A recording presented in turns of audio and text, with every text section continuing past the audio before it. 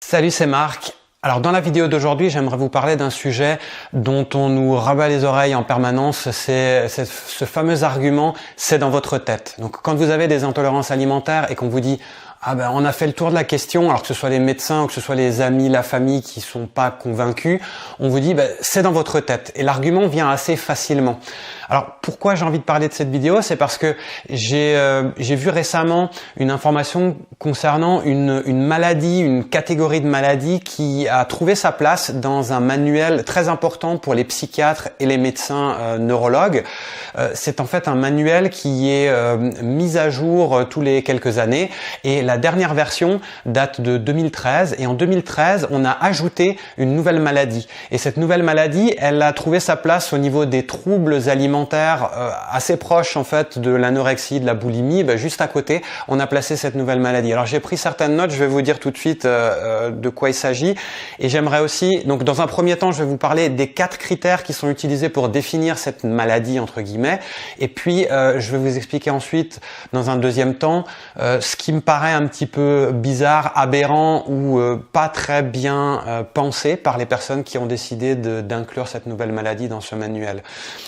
Donc en fait, le problème, ça concerne une maladie qui prend le doux acronyme de ARFID, A-R-F-I-D. Alors j'imagine que vous n'en avez jamais entendu parler, même moi j'en ai pas tellement entendu parler que ça. Donc l'acronyme est en anglais, c'est Avoidant Restrictive Food Intake Disorder. Donc ça, la traduction la meilleure que j'ai réussi à vous proposer, c'est celle-ci. C'est trouble de la prise alimentaire par restriction ou évitement. Donc l'idée c'est que on essaie d'éviter des aliments pour différentes raisons et donc le premier critère pour rentrer dans la case de cette maladie, c'est qu'on a en fait une perturbation de l'alimentation manifestée par une incapacité persistante à répondre aux besoins nutritionnels et ou énergétiques appropriés. Donc ça veut dire que soit on n'a pas suffisamment de vitamines, soit on n'a pas suffisamment de calories pour soutenir le fonctionnement du corps. Et ce premier paramètre-là est associé à un ou plusieurs de ces 4 éléments qui sont listés dans le manuel. Donc c'est un peu bizarre déjà, parce que le fait d'associer le fait d'être en carence, entre guillemets, parce que pour simplifier c'est ça le problème, associer le fait d'être en carence avec différents autres paramètres, ça fait déjà rentrer dans la première catégorie de cette maladie, enfin dans le premier critère si vous voulez. Donc les autres points qui sont associés donc à ce déficit nutritionnel ou énergétique, c'est la perte de poids significative, ou donc l'incapacité à atteindre un gain de poids ou une croissance insuffisante chez l'enfant. Donc on stagne, on perd du poids chez l'enfant alors qu'on devrait en gagner, ou on perd du poids chez l'adulte au lieu de rester stable. L'autre point, c'est évidemment un déficit nutritionnel significatif. Donc ça, c'est juste pour compléter la définition initiale qui va exactement dans ce sens-là. Le troisième point, c'est une dépendance à l'alimentation entérale ou aux suppléments nutritionnels oraux. Donc c'est-à-dire soit on met une canule pour vous injecter de la nourriture directement dans l'estomac parce que vous n'arrivez plus à vous nourrir vous-même. Donc ça s'appelle la nutrition entérale. Ou alors quand on utilise des compléments alimentaires, mais cette fois-ci pas pour compléter, pour se booster, mais c'est vraiment pour remplacer l'alimentation. Donc quand on a tendance à fonctionner sur un mode j'essaie de remplacer mon alimentation par des compléments alimentaires. Ensuite, il y a quelque chose qui me paraît un petit peu difficile à décrire et à comprendre. La définition n'en dit pas beaucoup plus, c'est interférence marquée avec le fonctionnement psychosocial. Donc ça veut dire que le fait qu'on mange différemment et qu'on est dans ce schéma de déficit nutritionnel ou énergétique perturbe notre interaction sociale, si vous voulez. Donc ça c'est le premier critère. Jusque-là, on se dit bon, qu'est-ce que ça a à faire dans un manuel destiné à identifier des maladies mentales? Bon, on va continuer avec le deuxième critère. Le deuxième critère pour avoir cette maladie, donc c'est ce fameux ARFID dont j'ai parlé au début, c'est si on a une perturbation, donc qu'on a déjà décrit dans le premier critère, mais qui n'est pas mieux expliqué par le manque de nourriture disponible ou par une pratique culturelle. Donc, quelqu'un qui fait le ramadan et qui se prive pendant la journée pour une période courte de l'année en plus. Donc voilà. Ensuite, le manque de nourriture disponible, bon ça c'est évident. Si vous n'avez pas assez à manger dans votre assiette parce que vous êtes dans une situation de famine ou je ne sais quoi, évidemment vous n'avez pas cette maladie, ce trouble de l'alimentation. Jusque-là, on exclut des cas extrêmes où on complète le critère numéro 1 qui a déjà été défini et dont on vient de parler. Le troisième critère, c'est que cette perturbation de l'alimentation ne se produit pas exclusivement au cours de l'anorexie mentale ou de la boulimie nerveuse. Donc ces deux maladies-là, dont j'ai déjà parlé au tout début de la vidéo, ça concerne en fait des maladies qui sont dans ce manuel de psychiatrie. Donc c'est une maladie qui fait partie des maladies mentales liées à des troubles de l'alimentation. Et en fait, ce qu'il y a, c'est que régulièrement dans ce type de maladie-là, on a un trouble de la perception de la propre image qu'on a de son corps. Donc, on a l'impression de jamais être suffisamment maigre alors qu'on est déjà anorexique, on est déjà en sous-poids qui nous met en risque de santé et on continue à manger toujours moins parce qu'on considère qu'on est encore trop gros. Donc, ça, c'est des exemples où en fait, la personne, quand elle se regarde dans le miroir, elle voit pas la même chose que nous quand on la regarde, c'est-à-dire on voit une personne trop maigre et on sent qu'il y a quelque chose, voilà, une perte de poids trop importante. Bon, voilà. Ça, c'est ça. Mais on peut très bien avoir une perte de poids qui n'est pas due à une perturbation de l'image corporelle. Voilà. Donc, dans ces cas-là, ils considèrent que s'il n'y a pas une perturbation de l'image corporelle et qu'on a une perturbation donc de la nutrition, un déficit énergétique ou nutritionnel, une perte de poids, etc., qui est pas expliquée par les critères qu'on a déjà discuté. Si c'est pas expliqué non plus par une boulimie ou par une anorexie, on continue à être en jeu dans le filtre pour identifier cette maladie. Donc on continue à être éligible pour cette maladie, si vous voulez. Donc voilà, même s'il n'y a aucune preuve de perturbation dans la façon dont le poids ou la forme du corps est ressenti. Donc c'est exactement ce que je disais sur la perception de l'image corporelle. Donc s'il n'y a aucune perturbation de la perception de son image de son corps, on continue à être éligible pour cette maladie. Quatrième critère, et on va voir, ça va devenir vraiment rigolo, la perturbation de l'alimentation n'est pas attribuable à une affection médicale conjointe, donc une autre maladie qui surviendrait en même temps en parallèle, qui ne suffirait pas à expliquer pourquoi on est en déficit nutritionnel ou énergétique. Ou qui n'est pas mieux expliquée, cette maladie, par un autre trouble mental. Donc on a exclu les autres troubles mentaux, y compris anorexie et boulimie, donc on commence par considérer ces deux premières catégories, et ensuite un autre trouble mental hors anorexie boulimie ne suffit pas à expliquer le comportement des personnes qui ont un trouble de la prise alimentaire, qui prennent moins d'aliments que ce qu'il faudrait pour être en bonne santé. Donc lorsque la perturbation de l'alimentation se produit dans le contexte d'une autre condition ou d'un trouble, la gravité de la perturbation de l'alimentation dépasse celle habituellement associée à l'état ou au trouble et justifie une attention clinique supplémentaire. C'est-à-dire que cette autre maladie qui arriverait en parallèle, même si elle entraîne des perturbations de la prise alimentaire ou du poids, etc., ne suffit pas à expliquer l'ampleur de cette perturbation, de ce déficit. Donc, ils considèrent qu'il y a quelque chose qui s'ajoute à ça et qui est un trouble mental de gens qui refusent de prendre de la nourriture. Alors, ce que je ne vous ai pas dit dans le premier critère et que je trouve vraiment fou, enfin c'est fou, en même temps c'est intéressant parce que comment dire, si on considère les cas extrêmes qui remplissent ces conditions et dans lesquels il y a vraiment un trouble mental, si on imagine le cas extrême d'une personne qui évite de manger alors qu'elle n'a aucune raison apparente réel de le faire, la personne continue à prendre moins d'aliments que ce qu'il faudrait.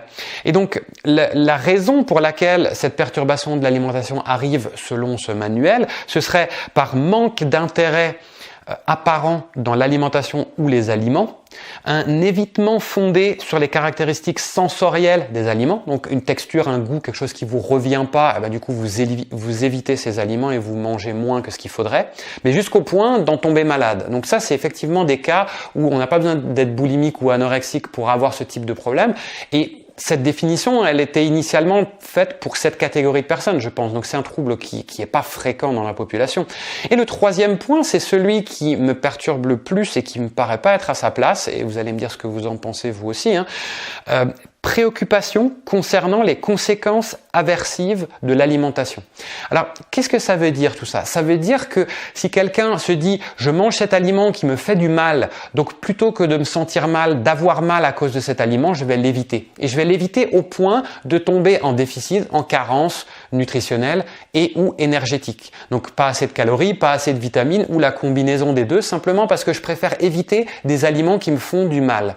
Donc ça, je trouve que c'est assez grave d'inclure ce critère-là dans une maladie mentale, parce que ça veut dire qu'il faut être sûr et certain d'avoir écarté tous les autres types de maladies de type organique, c'est-à-dire qui n'est pas dans la tête, qui se passe vraiment dans les organes, dans le système digestif. Et on sait très bien qu'à l'heure actuelle, j'en avais déjà parlé d'ailleurs à propos de la sensibilité au gluten non cœliaque, on sait très bien que cette maladie-là, par exemple, peine à être reconnue parce qu'il n'y a pas de marqueurs, il n'y a pas d'outils de diagnostic suffisamment fiables qui existent à l'heure actuelle. Donc, cette maladie, il y a ceux qui croient qu'elle n'existe pas, il y a ceux qui ont mis cette étiquette alors qu'on n'a aucun moyen de prouver qu'une personne a ce problème. Simplement, en enlevant le gluten pour le cas de la sensibilité au gluten non cœliaque, le critère le plus fréquent pour rentrer dans cette maladie, pour rentrer, disons, dans la définition de cette maladie, c'est que on a exclu tous les autres diagnostics, maladie cœliaque, etc., les allergies les plus classiques qu'on imagine par rapport à ce type d'aliments, et on continue à être mal. La personne enlève le gluten ou le blé ou les céréales et se sent mieux. Donc quand on pratique une éviction de certains aliments et qu'on se sent mieux, dans ce cas-là, le gluten ou les céréales contenant du gluten, ça suffit quasiment à dire qu'on a une sensibilité au gluten non cœliaque, simplement parce qu'on a déjà fait des diagnostics de maladies cœliaques qui sont revenus négatifs préalablement. C'est le seul critère principal qu'on peut appliquer. Et ensuite, le fait d'éviter l'aliment suffit.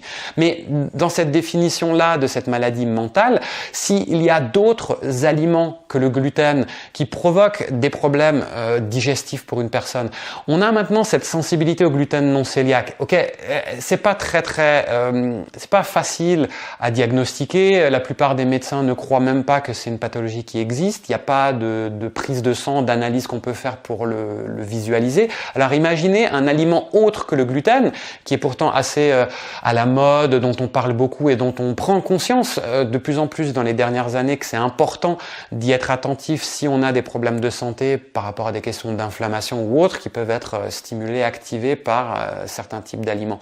Donc là, si on pense à d'autres aliments qui sont hors de la catégorie du gluten, imaginez-vous que vous évitez effectivement ces aliments parce que vous vous sentez mal quand vous les mangez. Votre médecin, grâce à ce magnifique manuel dont je viens de vous lister les critères pour cette maladie-là, peut vous dire c'est dans votre tête. Vous avez un trouble mental, vous évitez des aliments alors que vous n'avez aucune raison de le faire et c'est dans votre tête. Donc moi je trouve que le fait de donner une légitimité à ce critère très subjectif, de dire tiens c'est dans votre tête simplement parce que vous pensez que certains aliments vous font du mal et donc vous les évitez et donc vous avez un problème de poids. Maintenant, est-ce que en mangeant normalement, parce que vous avez de l'inflammation, parce que votre système digestif fonctionne pas comme il faut, vous pouvez tomber en carence parce que vous n'assimilez pas? La maladie parle de la prise alimentaire, le fait qu'on n'ingurgite pas les bons aliments. Donc, on ne mange plus de tout.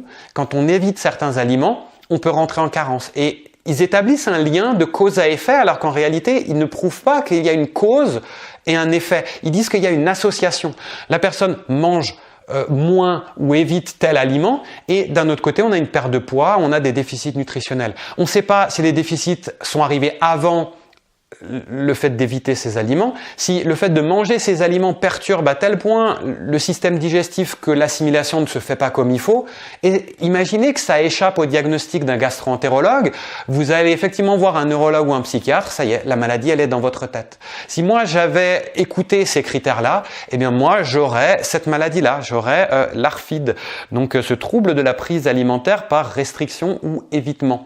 Donc si vous pensez que vous pensez comme moi que c'est pas normal qu'on laisse même pas la place à la discussion autour de maladies émergentes ou de symptômes pour lesquels on n'arrive pas à placer un diagnostic. Quand on est dans ce cas-là, c'est trop facile de renvoyer les gens vers un diagnostic de trouble mental. La personne, elle évite des aliments alors qu'elle n'a aucune raison valable de le faire. Oui, valable vis-à-vis des diagnostics existants.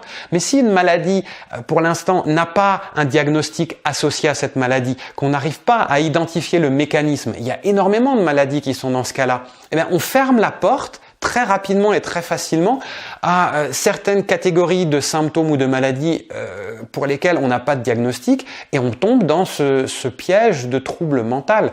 Donc je trouve que c'est quand même fou que ce manuel cherche absolument à mettre une étiquette et à caser les gens dans des catégories pathologiques, de gens qui sont anormaux, qui ont des problèmes, simplement sur la base d'une corrélation. Tiens, lui il a perdu 3 kilos et il mange pas de banane, il a un trouble mental. Je sais pas, c'est bon, bien sûr j'exagère, il y a des cas dans lesquels ce manuel s'applique et des personnes qui sont en détresse et en problème liés à un trouble mental et pour lesquels ces critères s'appliquent. Mais le problème, c'est que c'est beaucoup trop large et ça s'applique aussi à des gens qui, comme moi, ont eu des intolérances alimentaires et c'est seulement en faisant attention à son alimentation et en essayant de comprendre d'où vient réellement le problème qu'on arrive à remonter la pente et à aller mieux. Donc voilà, moi, ça me révolte un petit peu. J'étais peut-être un peu tendu là dans cette vidéo parce que j'ai tendance un peu à m'emporter, surtout quand c'est des sujets comme ça. Mais bon, voilà, j'avais vraiment envie de partager ça avec vous. J'espère que cette vidéo vous a plu et si vous voulez prolonger la discussion, ce que je vous invite à faire, c'est de voir, il y a un lien, soit je l'affiche, soit vous le trouvez dans la description qui accompagne cette vidéo. Ce lien va vous envoyer en fait vers une page de ressources qui vous donnera des informations supplémentaires si vous voulez creuser, approfondir un petit peu. Donc toutes ces choses-là, vous les trouvez dans le lien qui accompagne cette vidéo. Et pour ma part, moi je vous dis à très vite pour la prochaine et portez-vous bien.